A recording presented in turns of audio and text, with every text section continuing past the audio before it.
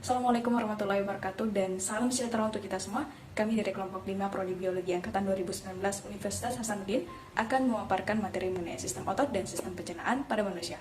Mari kita segera ke ruang pembahasan. Dalam hal ini, manusia juga merupakan mamalia yang memiliki muskulus segmen atau otot segmen yang lebih sedikit pada bagian vertebrae atau tulang belakang dan juga pada bagian koste atau tulang rusuk dibandingkan dengan vertebrae tingkat rendah. Nah, pada manusia ini juga dia memiliki anggota tubuh yang terproyeksi secara ventral, sedangkan pada reptilia dan amfibi dia memiliki anggota tubuh yang terproyeksi secara lateral. Nah, di antara muskulus penting bagi manusia, yang pertama adalah muskulus masseter. Dia berada di rahang atas dan rahang bawah yang digunakan untuk mengunyah. Kemudian yang kedua adalah muskulus sternocefalica. Dia berada di kanan kiri leher memanjang dan menggandeng kepala dan sternum.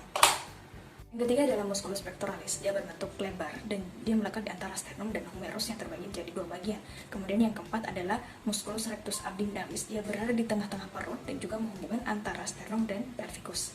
Adalah musculus latissimus dorsi, di mana dia berada di atas punggung dan menjalar dari leher sampai dengan pelvikus. Dan musculus yang terakhir adalah musculus yang berada di ekstremitas anterior dan posterior, dan dia menggerakkan kaki, tangan, dan lain sebagainya. Sekian penjelasan mengenai sistem otot pada manusia, dilanjutkan dengan sistem otot pencernaan. Assalamualaikum warahmatullahi wabarakatuh. Baik, di sini saya akan menjelaskan tentang sistem pencernaan pada manusia. Sistem pencernaan pada manusia terdiri atas saluran pencernaan dan juga kelenjar-kelenjar pencernaan. Pada sistem ini terdapat 4 tahapan, yaitu ingesti, digesti, absorpsi, dan juga egasti. Ingesti adalah tindakan memakan atau memasukkan makanan ke dalam mulut, biasa juga dikenal dengan istilah penelanan. Pada tahap kedua ialah digesti.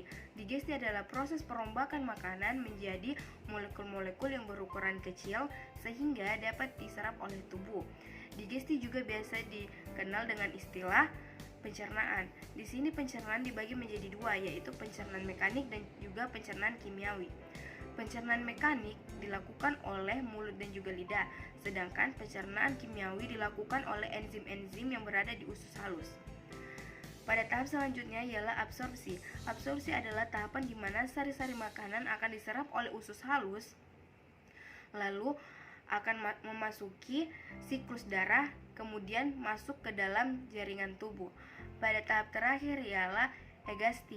Egasti adalah tahap di mana sisa-sisa makanan akan bercampur dengan sel-sel mati yang berasal dari organ pencernaan yang akan dikeluarkan oleh tubuh dalam bentuk feses melalui anus.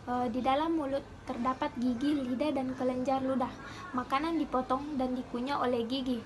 Pada manusia terdapat tipe gigi yang memiliki fungsi masing-masing, yaitu gigi seri untuk menggigit makanan, gigi taring untuk menyobek makanan, serta gigi geraham untuk mengunyah makanan. Selanjutnya kerongkongan. Kerongkongan merupakan saluran yang menghubungkan antara rongga mulut dengan lambung.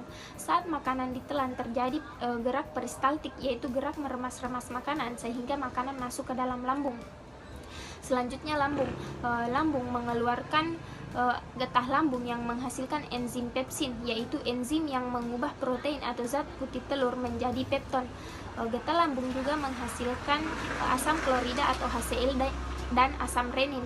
Asam klorida berguna untuk membunuh bibit penyakit, sedangkan asam renin berguna untuk mengubah susu menjadi kasein. Lambung manusia terdiri atas 3 bagian, yaitu kardia, fundus, dan pilorus. Usus halus terdiri dari 3 bagian, yaitu usus 12 jari atau duodenum, usus kosong atau jejunum, dan usus penyerapan atau ileum.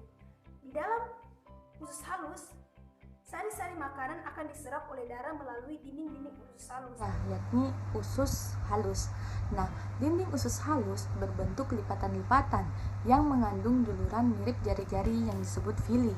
Nah, masing-masing sel epitelium villi tersebut juga memiliki penjuluran yang disebut mikrofili.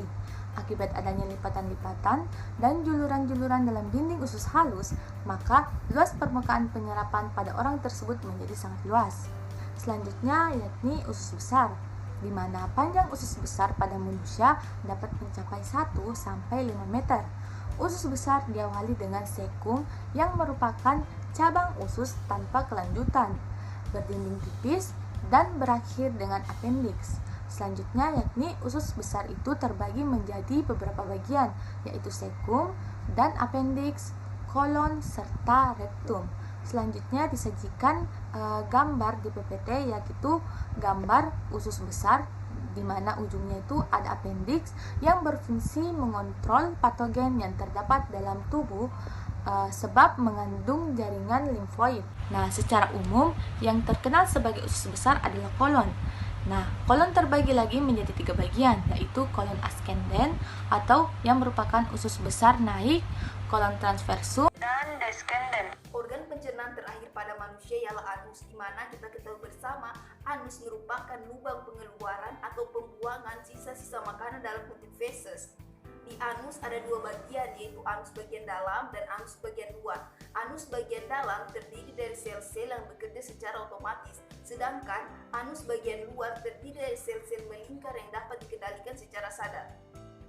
Selanjutnya, kita ketahui bersama bahwasanya sapi dan manusia merupakan mamalia. Namun, sistem pencernaan sapi dan manusia sangat berbeda.